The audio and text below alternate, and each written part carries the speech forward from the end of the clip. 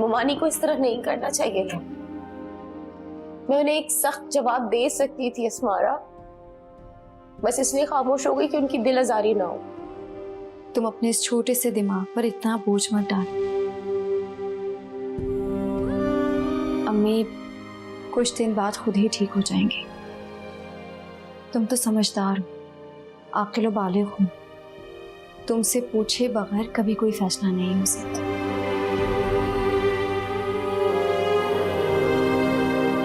मुझे बहुत अपनायत महसूस हो रही है तुमसे। क्या मतलब? पहली बार हो रही है? पहले भी थी, लेकिन अब डोजेस जरा ज्यादा हो गई है। तुमने मेरा इतना ख्याल रखा, इतना कुछ किया, बिल्कुल ना सगी बहनों वाली फीलिंग्स आ रही है। और हम सच में सगी बहनें ही हैं। मेरी वजह से तुम्हारे ऑफिस की बहुत छुट्टी हुई है। तुम्हारे बॉस तुम्हें कुछ कहेंगे तो नहीं? बिल्कुल भी नहीं।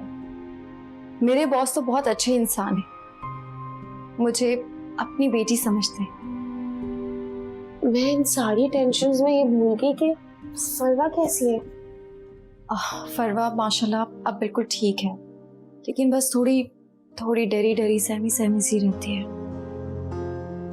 जाहिर सी बात है, बेचारी के साथ हुआ ही ऐसे। पता चला वो खबीस कौन था? हाँ,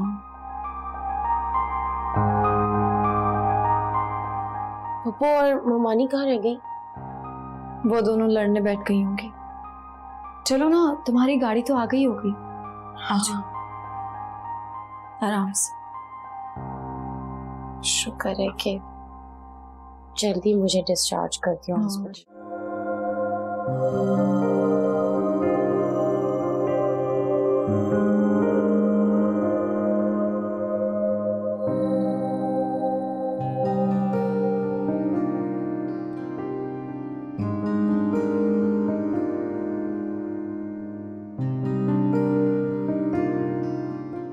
थैंक यू।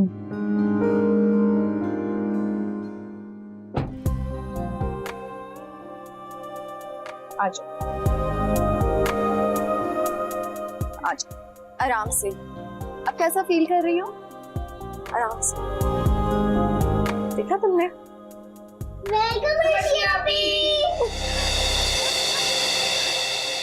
कैसा लगा सरप्राइज? बहुत अच्छा लगा मामा। जो तुमने तो हैरान कर दिया आप ही को अपनी। हाँ, अभी एक सरप्राइज और भी। रियली? चलो आओ खाने की तैयारी करें। आओ सकीना, जल्दी आओ। देखो ना अर्शी, तुम्हारे इर्द गिर्द कितनी मोहब्बतें हैं। वो एक नफरत ना इन सारी मोहब्बतों के आगे दब जाएगी। लेकिन नफरत ऐसी चीज है, एक बार डस लेना तो फिर इंसान पानी को भी तरस जाता है। चलो आज शाबाश।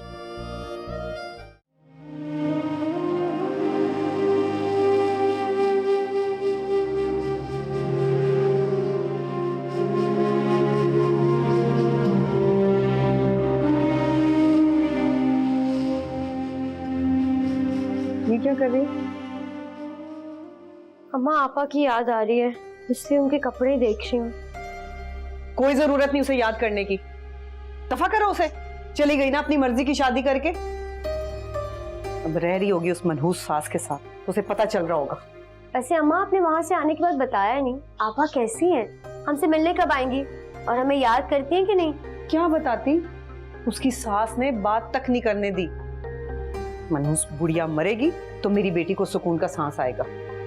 अस्तगफिर, किसी की अम्मा है, किसी के बारे में ऐसे नहीं कहते। बस कर दो, तू आई इतनी उसकी सगी, तुझे पता है वो तेरी बहन पे कितने जुल्म कर रही है। माँ बेटियां पूरा दिन उसे बातें सुनाती रहती हैं, उसका जीना हराम किया हुआ है उन लोगों ने। तो अम्मा फरहान भाई कुछ नहीं कहते? अभी उसने क्या कहना, वो तो है ही माँ और बहन का चमचा। क्या तावीज घोल कर पिलाए हुए हैं।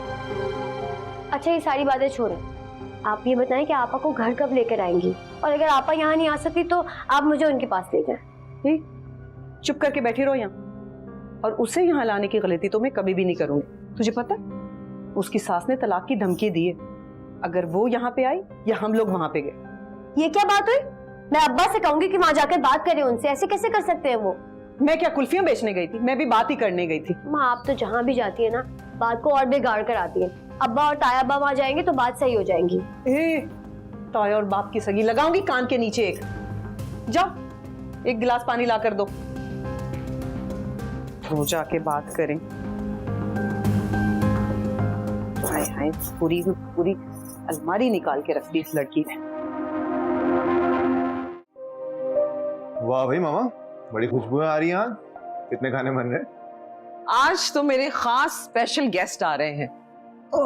ऐसे तो फिर मामा रोज गेस्ट आने चाहिए, कम से कम आप किचन को रौनक तो बख्शेंगी। अच्छा, अगर मैं रोज रोज किचन में आऊंगी तो फिर मेरे बाकी काम कौन करेगा? हाँ ये भी ठीक है, वो आपका मैनी पैडी और skin issues, right? Very intelligent. वैसे मामा आ कौन रहा है? अरे बताना भूल गई, मेरे क्लब की मेंबर मिसेस अंसारी आ रही है। किस खुशी में मामा?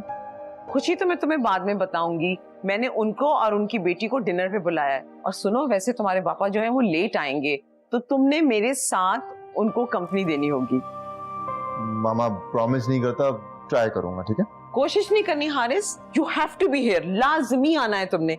और सुनो, अच्छे कपड़े पहन के तैयार होके आना है। हाँ भाई, कैसा जा रहा है? मीठा हो गया तैयार?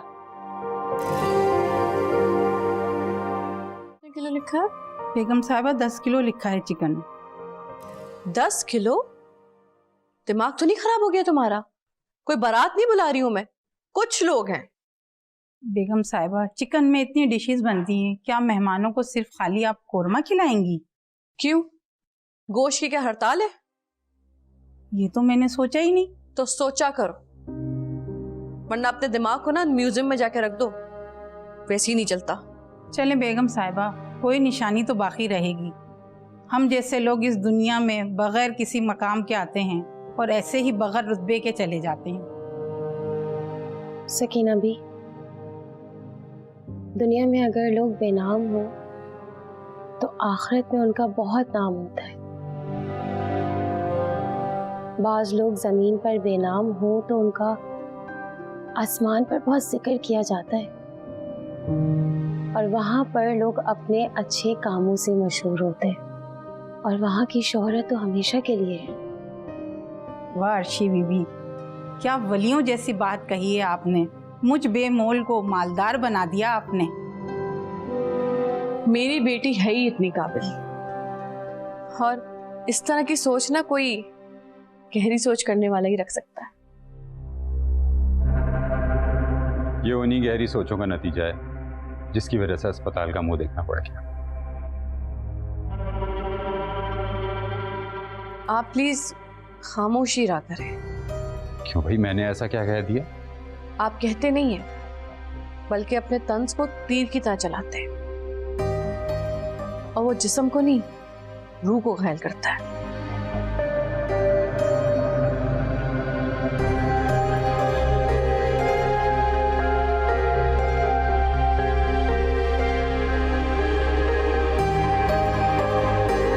अभी तुम यहाँ खड़ी खड़ी क्या कर रही हो? जाओ जाके सामान लेकर आओ, खाना बनाओ। जी बेगम साहिबा।